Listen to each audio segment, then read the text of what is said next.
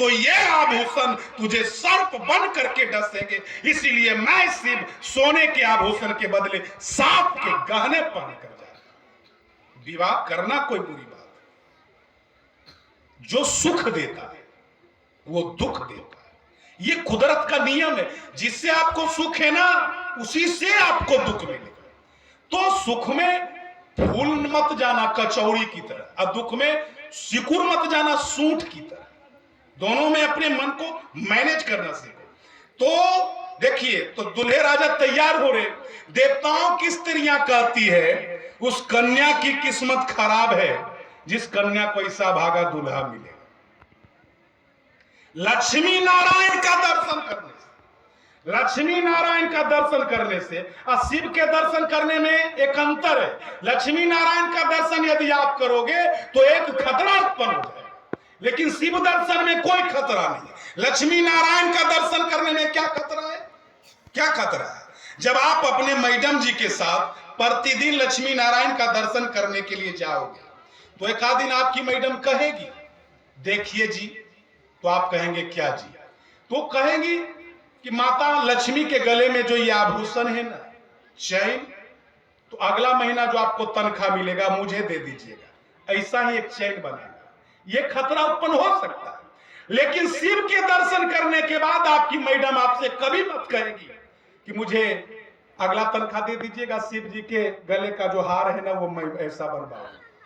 ऐसा कोई पत्नी नहीं कही, क्योंकि शिव जी के गले का हार यदि संजोग से घर में निकल जाए तो आदमी को हनुमान चालीसा का पाठ करना पड़ता है। हे भगवान जल्दी यहां से जाओ, जल्दी यहां से जाओ। तो ये अंतर है। देवताओं की स्त्रियां कहती है वो कन्या कौन तपस्या किया है जिससे ये अभागा बौराहा दूल्हा मिलने वाला है। लेकिन बेचारी सब डर करके चुप है, कोई ज्यादा जोर से बोलती नहीं है।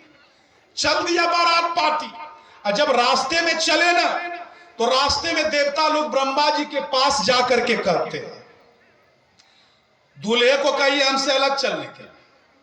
तो ब्रह्मा जी कहते विवाह उसका है कि तुम्हारा है? तो देवता लोग कहते हम प्रतिष्ठित हैं, पीताम्बर पहने हुए, ये नंग धरंग दूल्हे के साथ हम नहीं चल सकते, हम इसके साथ नहीं जा सकते। ब्रह्मा जी कहते विवाह उसका है तुम्हारा नहीं। यदि तुम्ही को कह देगा कि लौट जाओ रास्ते से तब क्या करोगे? तो देवता लोग कहते अच्छा ठीक है, हम लोग स्वयं अपने अपने रास्ते से अलग हो जाते। सब देवता, चालाक स्वार्थी देवता, दूल्हे के रूप में शिव जी को अकेले छोड़ दिए और सब अलग हो।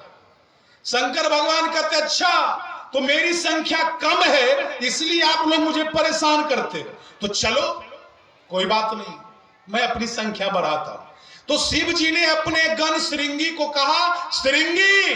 श्रृंगी ने कहा जी मालिक। तो भगवान कहते दुनिया में जितने शमशान घाट है, जितने शमशान घाट है, उन सारे घाटों में मानसिक मंत्र शक्ति के द्वारा न्योता भेज दो कि हमारे स्वामी शिव का विवाह हो रहा है, जल्दी चले आओ। श्रृंगी ने कहा जी मालिक। उसने मानसिक मंत्र शक्ति से न्योता भेज दिया दुनिया में जितने शमशान घाट थे। ज्यों ही न्योता मिला ना तो शिव जी का गण आना प्रारंभ हो गया, आना शुरू हो गया। जानते कोई खून पीते हुए आता है, कोई मदिरा पीते हुए आ रहा है, कोई गंगा जल पीते हुए आ रहा है। किसी को सर है तो हाथ नहीं, किसी को पैर है तो सर नहीं। सज्जनों भांति भांति का भूत आना प्रारंभ, हजारों की संख्या। और वो सब जय घोष क्या करता है? आप लोग भी करें। जो ही हजारों की संख्या में वो पहुंचा ना शिव के पास तो वो लोग जय घोष करता है, हाथ उठा करके करे हर हर महादेव। सज्जनों जो